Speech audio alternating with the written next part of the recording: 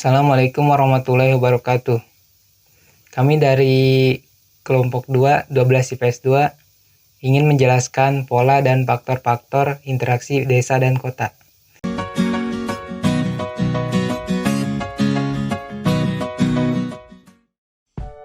Interaksi merupakan hubungan timbal balik yang saling berpengaruh antara dua wilayah atau lebih. Hubungan tersebut menimbulkan gejala, ketampakan, ataupun permasalahan baru. Kota dan desa juga melakukan interaksi secara langsung maupun tidak langsung. Interaksi itu disebut dengan interaksi wilayah. Misalnya, wilayah X merupakan pedesaan dengan hasil sumber bahan pangan, dan wilayah Y merupakan perkotaan sebagai sentral industri pertanian. Beberapa jenis produk industri yang dihasilkan sebagai pendukung kegiatan pertanian, antara lain pupuk dan alat-alat pertanian. Perbedaan produk yang dihasilkan tersebut merupakan bentuk dari interaksi desa dan kota. Berikutnya, menurut Ulman Bintarto 1983, pergerakan manusia, barang, jasa maupun informasi interaksi antar wilayah disebabkan oleh 3 faktor, yaitu sebagai berikut. Pertama, saling melengkapi, komplement. Hubungan yang saling melengkapi dikarenakan perbedaan dalam ketersediaan dan kemampuan sumber daya dalam suatu wilayah. Di satu pihak, ada wilayah yang kelebihan sumber daya, sedangkan pada wilayah lain kekurangan sumber daya. Keadaan ini mendorong terjadinya interaksi yang didasarkan saling membutuhkan.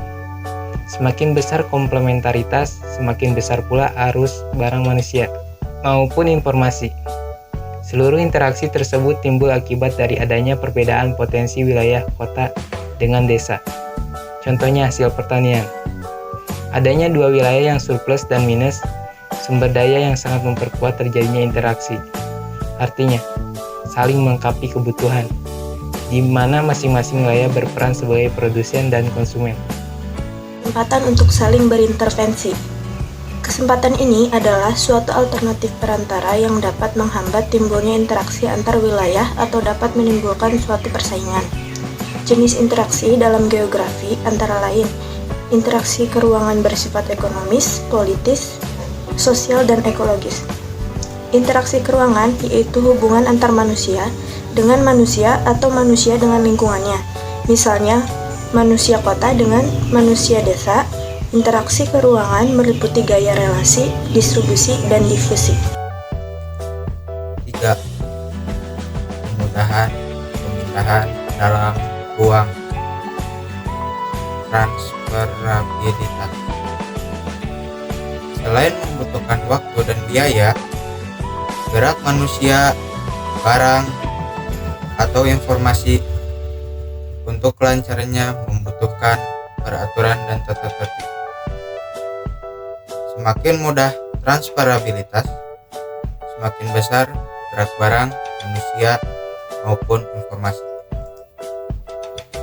Kemudahan pemindahan dalam ruang bergantung pada 1. Jarak mutlak dan jarak relatif antar tiap wilayah. 2. Biaya transportasi. 3. Kemudahan dan kelancaran prasarana transportasi antar wilayah. Menurut teori Carothers, hubungan ekonomis berbanding lurus dengan banyaknya jumlah penduduk dan berbanding terbalik dengan jarak yang harus ditempuh. Hubungan tersebut dapat dinyatakan dengan rumus sebagai berikut. I sama dengan P1 dikali P2 dibagi C. Dengan keterangan I sama dengan interaksi, P1 sama dengan jumlah penduduk kota A, P2 sama dengan jumlah penduduk kota B, dan C dapat dinyatakan sebagai jarak. Keempat yaitu pola pergerakan perkembangan kota. Suatu kota akan terus mengalami perkembangan seiring dengan meningkatnya jumlah penduduk, meningkatnya kebutuhan penduduk untuk hidup layak. Menurut Yunus 2005, terdapat 3 penyebab kota berkembang, yaitu sentripetal, sentrifugal, dan lateral. Yang pertama yaitu gerakan penarik. Sentripetal adalah gerakan penduduk dari daerah pinggiran kota atau desa menuju kota. Yang kedua, gerakan pendorong. Sentrifugal adalah gerakan penduduk dari kota menuju desa. Gerakan ini disebabkan oleh faktor pendorong dari kota.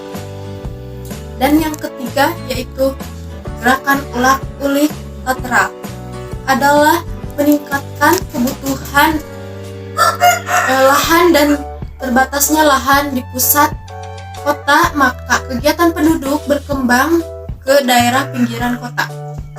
Daerah pinggiran kota disebut urban fringe area.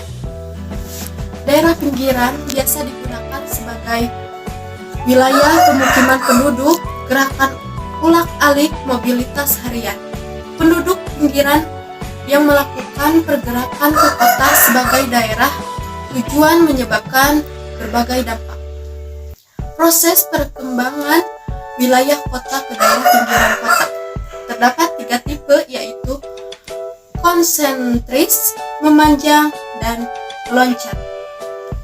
Yang pertama, tipe konsentris. Konsentris development yaitu perkembangan kota ke seluruh pinggiran kota secara merata. Tipe ini merupakan bentuk kota yang paling ideal karena membentuk kota yang merata di pinggiran kota. Yang kedua, tipe memanjang, linear development, yaitu perkembangan kota sepanjang jaringan jalan di daerah pinggiran kota. Pada tipe ini, layanan transportasi sangat dominan sehingga menyebabkan perubahan penggunaan lahan dari sifat desa menuju kota di sepanjang jaringan jalan. Dan yang ketiga, tipe meloncat, leapfrog development, yaitu perkembangan kota yang tumbuh terpisah seolah-olah meloncat dari kota utama. Pada tipe ini menampakkan visi kota berkembang di tengah-tengah daerah pertanian.